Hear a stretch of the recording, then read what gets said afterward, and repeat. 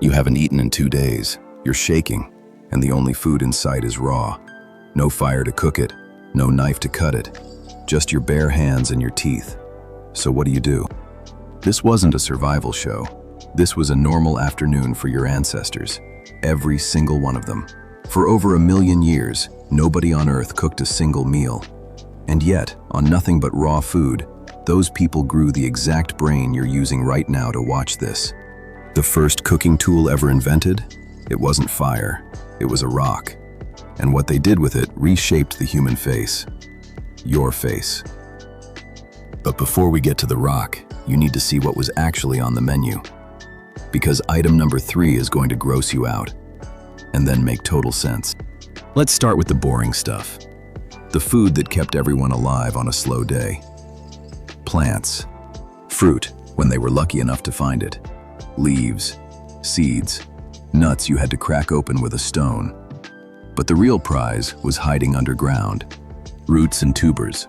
Think wild potatoes and yams, buried in the dirt. Your ancestors dug them up with sharpened sticks. A buried lunchbox, just sitting there under the ground, full of starch, full of energy.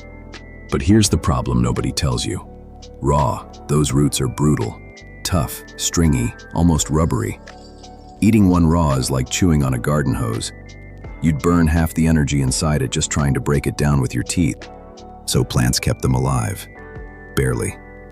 They needed something richer, something with real fuel packed inside. And that is where things get a little dark. Picture this. You're walking across an open plain and you spot a lion's leftovers. A half-eaten carcass just lying there in the sun. Most animals would keep their distance. Your ancestor? Your ancestor walked straight toward it. Why? Because the lion left the best part behind. After the big cats ate their fill, they left the bones. And inside those bones was a hidden jackpot. Bone marrow. Soft, fatty, packed with more calories per bite than almost anything else out there. And this is item number 3. The one I promised would gross you out. Your ancestors didn't stop at the marrow. They went for the skull. They cracked it open to get at the brain inside. Fatty, rich, loaded with nutrients. To them, an animal's head wasn't garbage, it was dessert. Sounds revolting, I know. But think about it for a second. No claws, no fangs, no speed to take down a big animal on their own. So they got clever. They let the predators do the killing, and then took the parts those predators couldn't even reach. A rock to crack the bone, a sharp stone flake to scrape it clean. That was the entire toolkit.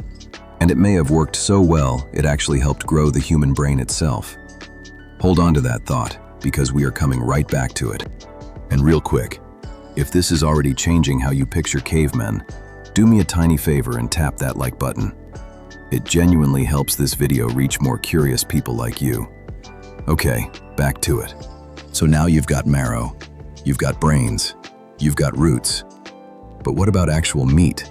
The muscle, the steak, basically. Here's the thing, raw meat is way harder to eat than you'd ever guess. Try to picture biting a piece of raw steak clean in half. Go on, imagine it. Your teeth just sort of sink in and stop. Raw muscle is slippery and stretchy and stubborn. Early humans didn't have sharp slicing teeth like a lion.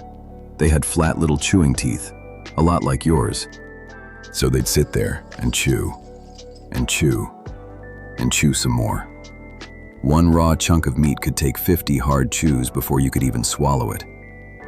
Now multiply that by every meal, every day, for your entire life. Your jaw would be wrecked. There had to be a better way. And there was. Remember that rock? This is the moment everything changed. And it's so simple, it almost sounds silly. They started smashing their food before they ate it. That's it. They'd lay a piece of meat on a flat stone and pound it, or slice it into thin strips with a sharp flake. The tough roots? Smash those too into a soft mush. They were basically doing what your knife and your blender do today, with 2 rocks and a little muscle. And this tiny trick did something massive, because once you pound and slice your food first, your teeth barely have to work. The rock already did the hard part. Researchers at Harvard actually tested this. They had people chew real food, raw versus pounded and sliced. Just by smashing and cutting it first, the chewing dropped by almost 20%. Less chewing, far less force, every single meal. Now stretch that out over hundreds of thousands of years. And here's where it gets wild. If you don't need a giant jaw and huge teeth to grind raw food anymore, you slowly stop growing them. Generation by generation, human teeth shrank, jaws shrank, the whole face got flatter and softer. The face staring back at you in the mirror, it was partly carved by a rock pounding raw meat long before fire ever entered the picture. Quick question for you, and be honest. If you were truly starving and the only meal around was that cracked open bone, could you do it? Or would you tap out?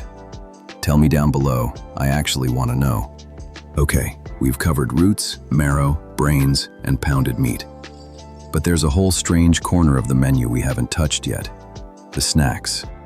And a few of these you'd actually recognize. Bugs for starters. Termites, grubs, fat little caterpillars. Sounds gross to you, but they're loaded with protein and fat, and they don't fight back. Easy food. Half the world still eats them today. But the real treasure? The thing your ancestors would take 100 stings for? Honey. Wild honey was just about the only sweet, high-energy hit they could find anywhere. Pure fuel. People would climb cliffs and rip into beehives just to get a mouthful. And that craving you feel right now? That pull toward anything sweet? It started right there. Honey wired sugar into us as something rare and precious. Eggs too, whenever they could raid a nest. Shellfish down along the coast, smashed open on the rocks. And sometimes, yeah, meat that was a little old, a little rotten. Believe it or not, slightly aged meat is softer and easier to digest. Not pretty, but when you're starving, pretty doesn't make the list. So that was the menu. Now let me pull it all together, because this next part is actually about you. Remember the big question from the very start? How did people grow a giant brain on nothing but raw food? Here's your answer. Your brain is a fuel hog. It's only about 2% of your body weight, but it burns close to 20% of your energy. A brain that big is wildly expensive to run. You simply can't power it on leaves and rubbery roots. But marrow, brains, pounded meat your body could finally digest with ease, that was rocket fuel. All of a sudden, there were enough spare calories to grow a bigger brain. And as the food got easier to eat, the body stopped pouring energy into a giant gut and huge chewing muscles and funneled it into the one organ that made us, us. In other words, you don't have this brain in spite of that raw, brutal menu. You have it because of that menu. And here's the twist that should follow you around for the rest of the day. That ancient menu never actually left you. Why do you crave fat? Why does sugar feel almost impossible to say no to? Why does a salty, rich, fatty meal feel almost too good to stop eating? Because for millions of years, those exact things meant survival. Fat meant you'd make it through the lean months. Sugar meant fast energy. Your brain still rewards you for chasing them, hard. The catch: back then, all that fatty, sugary food was rare. You had to fight for it. Today, it's everywhere, a drive-through on every corner. But your brain never got the memo.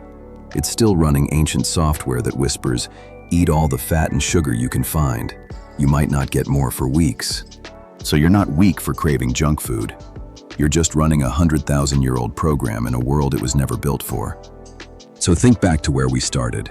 You, starving, staring down a raw meal with nothing but your hands and a rock. That wasn't just survival. That was the moment that built your brain, shaped your face, and wrote the cravings you still feel every single time you open the fridge. If this changed the way you see your own body, even a little, go ahead and subscribe. That's the whole reason I make these, and the next ones get even stranger. And speaking of stranger, you should see what happened the day humans finally tamed fire, because that's when everything we just talked about got flipped completely upside down. That video is right there. Go watch it next.